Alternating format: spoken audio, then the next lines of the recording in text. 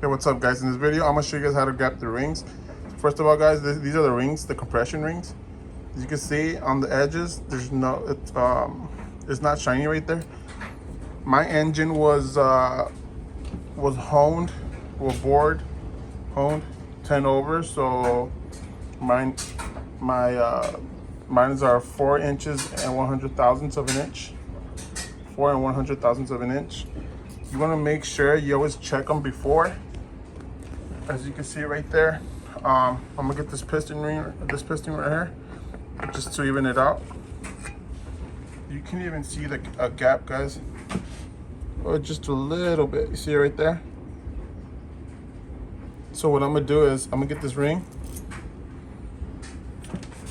Please excuse the mess. I'm gonna put, this is my ring filer. You always want to make sure you bolt down your ring filer. The reason is you don't want it moving around. So when you're filing, it doesn't mess up the groove, or you don't have a problem with snapping the ring. So this is how I do it. I put my finger right here in between the ring, the wheel, and this little thing right there. I push it down, and then I put my thumb right here, and then what this does is holds it down. I'm holding it down, but at the same time I'm pushing it up, and you can see it, the little pressure going. See how the ring is moving? You don't want this other side to hit it. You only want to file from one side. So then when you do is you just go like this towards you. The reason you want it towards you is because it creates a little lip of material, and if you go out, and then when you check your gap, it's gonna scratch your bore. So I'm just gonna go ahead and do this.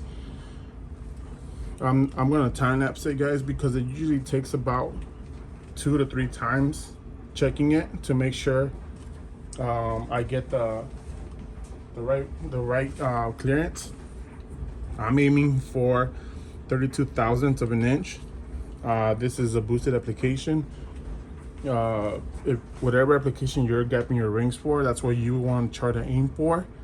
I'm going for 32 thousandths because I'm going with turbos. That's the plan. That's the goal. And turbos create a lot of heat, so that's what I'm doing. Yours doesn't have to be that. Yours is check the manufacturer rings specifications to get your gap rings on it. So I'm gonna go ahead and get this going, guys.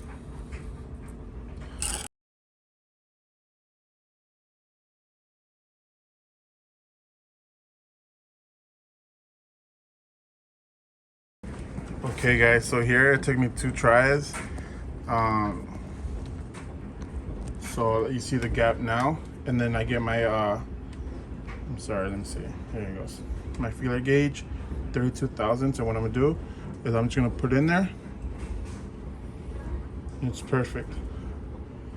Another thing is, guys, like I got my my cylinders bored and honed. So whenever you gap a ring for a certain cylinder, if you don't do that, you want to keep the rings.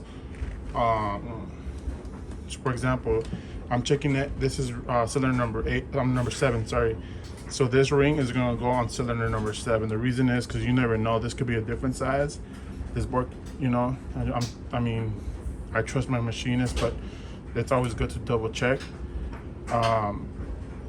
You always want to make sure you run the same gap on that bore. So for example, this, I'm gonna pull it out, and then here I have it. So pretty much it's gonna be 1, 2, 3, 4, 5, 6, 7, 8. So then this one's gonna go on 7 right here, right? Because that's cylinder number 7 right there. And then when I go ahead and put them on the pistons, so for example, this is going to be piston 1, 2. I'm gonna number the pistons so I know which caps they go on. And then this is bore number 1, cylinder number 1, cylinder number 2, 3, 4, 5, 6, 7, 8. And then yeah, that's all there is, guys. It's not really that hard, excuse me, it's not that hard to gap rings. it is a little time consuming with the ring filer, but they do sell some electric ones which are like 300 bucks, 400 bucks on the cheap side. But this one's a little $30 one from Amazon. And since I don't plan on doing any more engines, hopefully, I wasn't gonna spend big money on a ring filer. So I hope you guys liked this video. If you did, like and subscribe, and I'm gonna try to make more videos for you guys. Thank you guys. Hey guys, one thing I forgot to mention is that whenever you're done filing them, you always want to go with the file and just kind of scrape it on all sides. You see that little line? That's kind of what you're looking for. You want to feel it. You want to feel it. Make sure there's no material popping up. The reason is that this could damage your engine, guys. You want to make sure you get rid of that. If you run your finger, you kind of feel the material sticking up when you were filing it. So you want to do that. And then even though this is the side that goes in, you still want to do that too, just to make sure.